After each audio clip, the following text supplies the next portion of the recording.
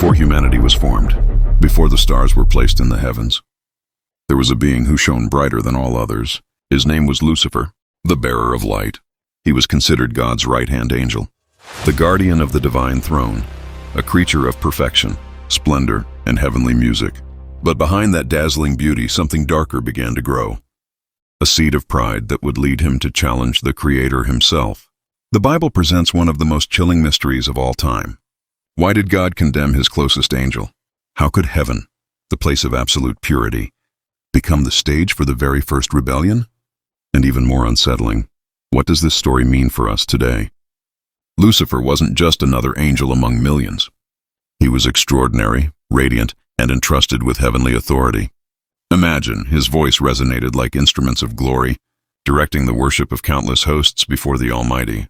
He stood where no other creature had stood, beside the throne of the Most High. Yet it wasn't enough. His heart began to twist, his mind consumed by a forbidden thought. What if I could be like God? What if I deserved not just to worship, but to be worshipped? And so began the greatest tragedy in the history of the universe, the fall of the right-hand angel.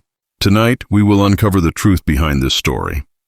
A tale of beauty turned into darkness, of pride that became rebellion, of justice that became eternal condemnation.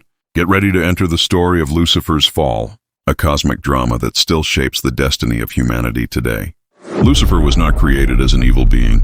On the contrary, the Bible describes him as a cherub of extraordinary beauty and perfection. In the book of Ezekiel 28:12-15, he is portrayed as the very model of divine craftsmanship.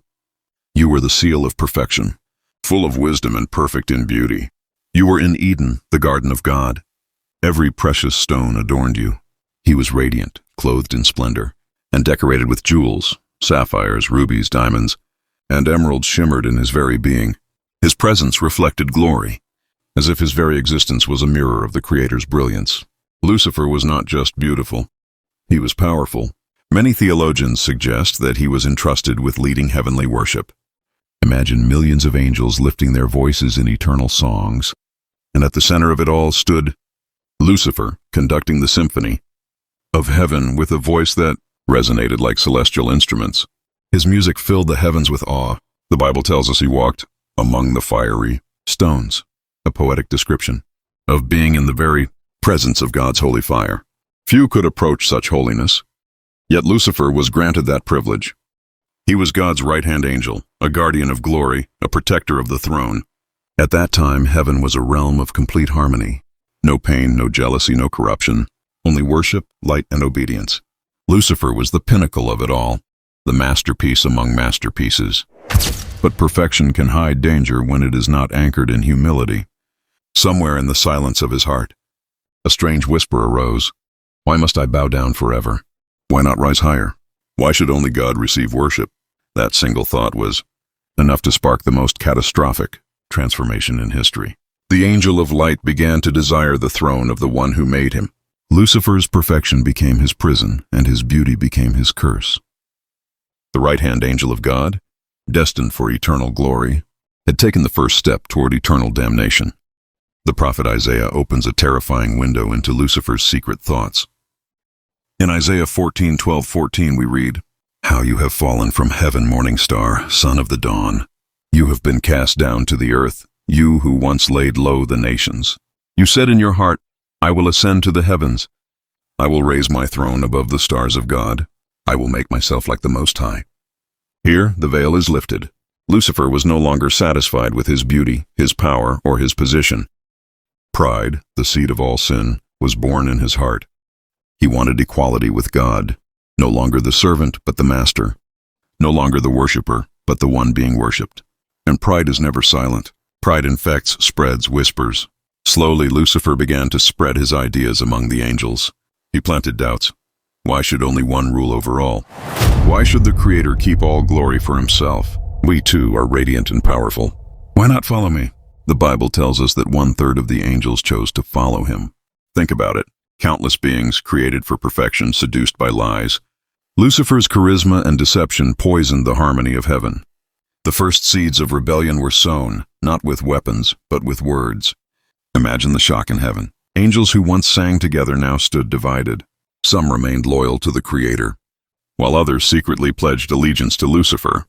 What had once been a kingdom of light was now trembling under the shadow of betrayal. The tragedy is that sin never begins with a grand act. It begins with a thought, a whisper, a question. Lucifer asked himself, "Why not me?"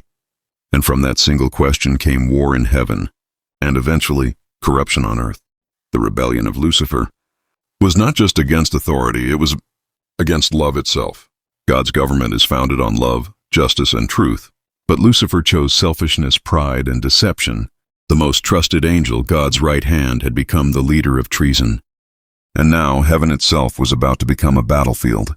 Lucifer's fall was not the end of his story, it was the beginning of humanity's greatest struggle. Cast out of heaven, Satan redirected his hatred toward the crown of God's creation, mankind. If he could not overthrow the throne of God directly, he would strike at what God loved most. The book of Genesis reveals his first act on earth. Disguised as a serpent, Satan entered the Garden of Eden, where Adam and Eve lived in perfect harmony with God. His words to Eve carried the same poison that had once infected his own heart. "You will be like God." The same lie that deceived 1/3 of the angels was now whispered to humanity, and just as it had worked in heaven, it worked on earth. Eve listened. Adam followed, and sin entered the world. From that moment, the human race inherited the tragedy of rebellion. Pain, death, corruption, violence, all of it traces back to that moment in Eden. Satan became the prince of this world, as Jesus would later call him, John 12:31. He claimed dominion over earth through deception, enslaving humanity under the same pride that condemned him. But Satan's work did not end with Eden. Throughout history, he has been the architect of evil empires, the whisperer behind wars, the tempter of kings, the destroyer of families. His fingerprints are on every act of cruelty, every injustice, every corruption. The fall of Lucifer explains why the world today is filled with chaos and suffering. Yet even in the midst of this darkness, God gave humanity hope. In Genesis 3:15, immediately after the fall of man, God declared to the serpent, "I will put enmity between you and the woman, and between your offspring and hers. He will crush your head, and you will strike his heel." This prophecy spoke of a coming Redeemer, Jesus Christ, who would one day defeat Satan completely. At the cross, Jesus dealt the decisive blow, triumphing over the accuser and providing a way for humanity to escape condemnation. Still, the war continues. The Bible describes Satan as a roaring lion, seeking whom he may devour. 1 Peter 5:8. He cannot destroy God, so he seeks to destroy God's children.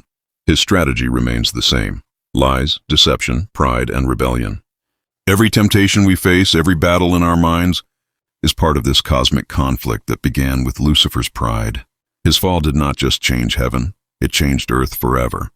Humanity became the battlefield where the great controversy between Christ and Satan unfolds.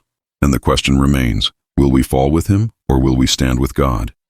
The story of Lucifer is not just ancient history. It is the living reality of the universe. The right-hand angel of God, once radiant in glory, became the enemy of truth, consumed by pride and condemned for eternity. His fall is more than a tale of rebellion. It is a warning for every soul that hears it. 3 powerful lessons echo from his downfall. No one is too high to fall. Lucifer stood closest to God's throne, yet pride brought him down. If the most perfect angel could be corrupted, how much more must we guard our own hearts? Pride is the root of all sin. Every rebellion, every war, every betrayal in human history can be traced back to that seed of selfishness that first grew in Lucifer's heart. Pride blinds, corrupts, and destroys. God's justice cannot be mocked. For a time, Satan was allowed to continue his work, but his end is already sealed. The lake of fire awaits, and no power of deception will erase the judgment written against him. But the fall of Lucifer also reveals hope. The same Jesus who watched the rebellion unfold in heaven came down to earth to undo its effects. On the cross, he triumphed over Satan, disarming the powers of darkness.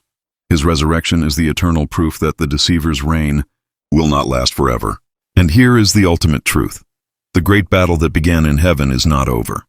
It continues in your heart, in your choices, in your daily life. Every time you choose truth over lies, humility over pride, love over selfishness, you take a stand in this cosmic war. The Bible warns us in Revelation 12:12, "But woe to the earth and the sea, because the devil has gone down to you. He is filled with fury because he knows that his time is short." Satan is desperate. knowing his final judgment is near. That is why his attacks are fiercer than ever. But you are not defenseless. Through Christ, you have the power to resist. Through faith, you can stand firm. And through the blood of the Lamb, you can overcome. So I ask you now, whose side will you choose? Will you follow the path of pride that led the right-hand angel into eternal condemnation? Or will you follow the path of humility and obedience that leads to everlasting life? Pause. Music builds with intensity. This story is more than mystery. It is a call. A call to reflect, to awaken, to decide. Because the final chapter has not yet been written, and you are part of it. If this message stirred something inside you, leave your thoughts in the comments. Do you believe Lucifer still influences our world today? Like this video, share it so others may know the truth. And subscribe to uncover more hidden mysteries of the Bible. The battle is real.